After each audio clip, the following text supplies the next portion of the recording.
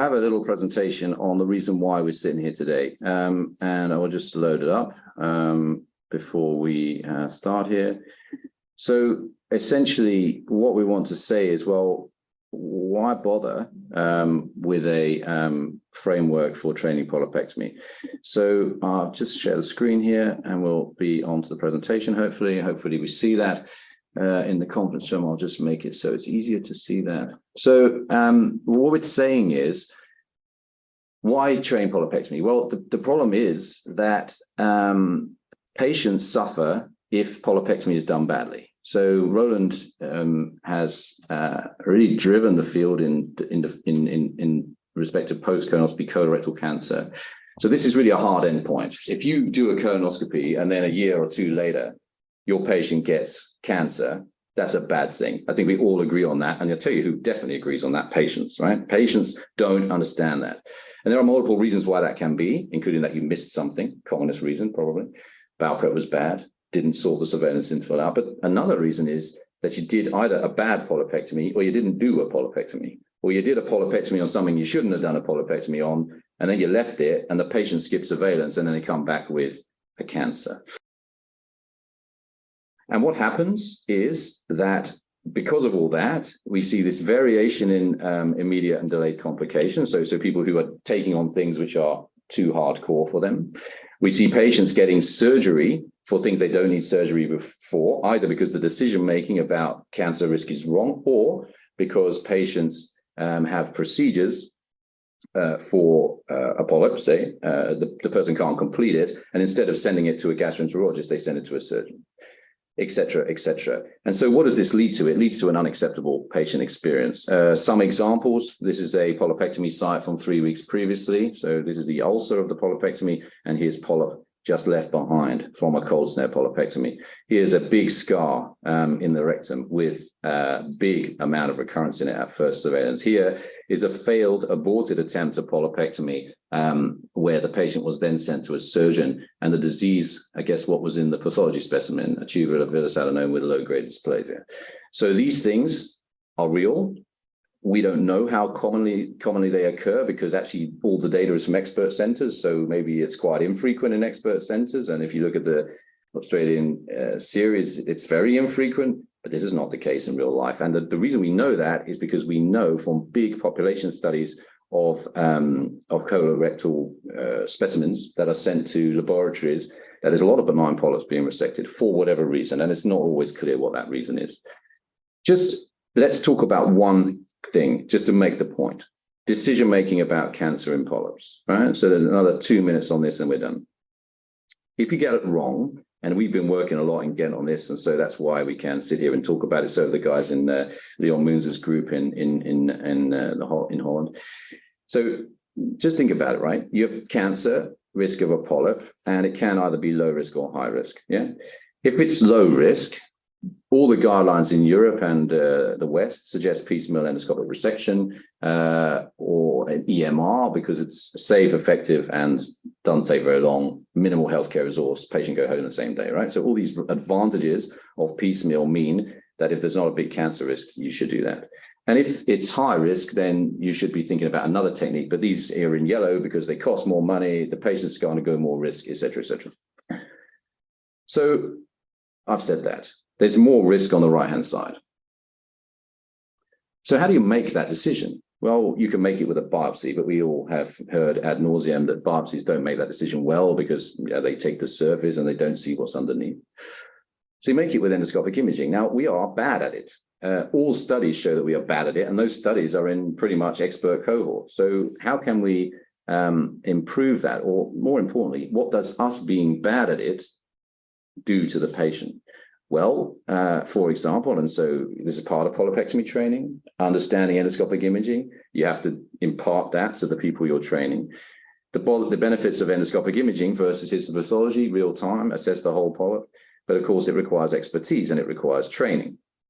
The consequences of getting it wrong, that is, if you do surgery or en bloc endoscopic resection for a polyp at low risk of cancer, or you do piecemeal endoscopic resection for a polyp at high risk of cancer, are significant for patients. And here are the negative outcomes in red. So for the low-risk polyp that gets surgery, for example, there's a huge excess risk of morbidity, and mortality is 3%. In endoscopy, it's 0%, right? So you have given someone a risk of mortality of 3% from a treatment for something which didn't need it. Like, you completely over-treated the patient.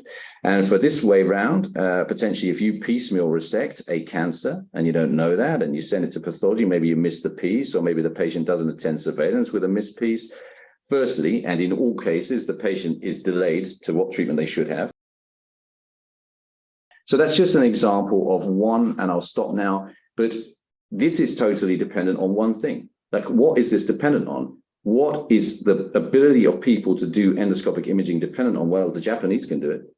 They can do it with sensitivities and specificities of, in the 90s. In Europe, it's 30% accuracy. Why is that? One word: training. That's what today's about. So I think before we get into the nitty-gritty of training, the trainers have to have an environment within which they can train, and they have to have suitable patients as well. And you have to think about the training pathway of the trainee. So we're going to cover some of these things, but I'm going to start with the organization of polypectomy training. And we haven't completely got this right locally, but we're well on the way to achieving the goal that I'm going to describe now. So we think at the moment largely, and we have no evidence to the contrary, that polypectomy training starts late and is often dependent on having suitable polyps on standard training lists. So what happens towards the end of the training journey to independent practice is trainees, certainly in the United Kingdom, are struggling to find suitable polyps. And despite having polypectomy assessments, many newly qualified colonoscopists are rarely adequately trained to SMSA level 2. And the consequence of this is that if they're too gung-ho, they'll go ahead and remove lesions and leave stuff behind or cause complications, or they'll leave the lesion and the patient has to have an unnecessary further colonoscopy, and that puts a strain on resources. However, in most countries, there's no standardized sign-off. A colonoscopist just deemed to be adequately trained, and they go off into independent practice, and they never have that practice inspected or assessed again ever in the future. So when we think about the key components of the trainer and the trainers courses, we expect the trainers to be consciously competent in the skill. And then this is what the course is about: consciously competent in how to teach that skill. So the course is really teaching you how to teach, but you'll understand that unless you've got the ability and the understanding of how to do the skill, you're going to struggle to teach it. And this is really the main stumbling block for a lot of our TCT courses or TTT courses, where the individual comes without the skills themselves to be taught how to teach those skills, and they use the course as a surrogate to improve their own skills. And it used to frustrate us, and still does frustrate us to an extent that occurs, but we now just simply accept that occurs. But I think we're going to try and be careful today that we focus on the training skills rather than the hardcore polypectomy skills. By secondary intention, you will get some of the stuff related to polypectomy skills, because that's obviously what we're teaching. But the focus is really on the trainer. The other parts of the course really are how to perform formative and then summative assessment, and that can be at various stages of the procedure itself. And then ultimately, you want to be able to say this person is safe for independent practice. So there has to be some form of recognition or sign-off. I mean, we formalized it very much in the UK. I appreciate that isn't necessarily the case in other countries, but realistically, if you're training someone, you have to have some way of assessing when they're fit for independent practice and don't require the trainer in the room. And then the final bit, but it's the bit that links everything together, is the ability to provide effective feedback. And what we mean by effective feedback is that the feedback you provide will help them do the task better the next time. And just remember, we're referring here to the trainer,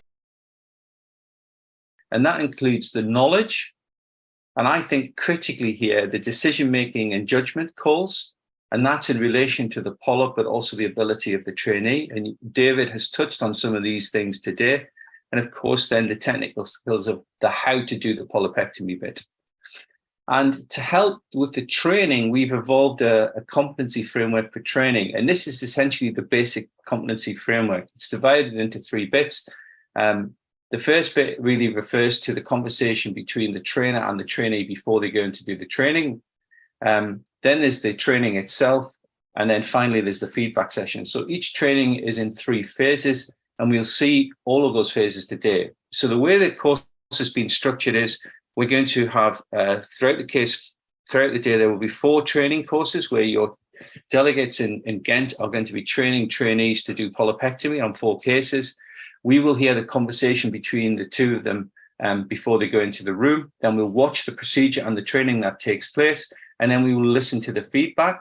And when that has been completed, we as the faculty will then debrief the trainer on their performance as a trainer.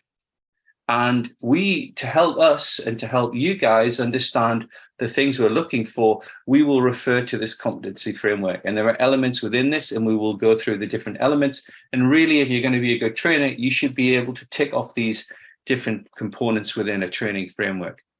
And just to highlight a couple of things, the first thing is aligning agendas. So what do I mean by that? Well, we know what we want to teach, but we're not really sure what the delegates really want to listen or hear or be taught on. So to start with, I'm going to give a question to you who are dialing in. If there's something you want us to provide today, can you stick it in the chat? So I'm asking you, if you are tuning into this and you have an expectation to learn something today that we may or may not have thought about, can you put it in the chat and we'll do our best to cover it?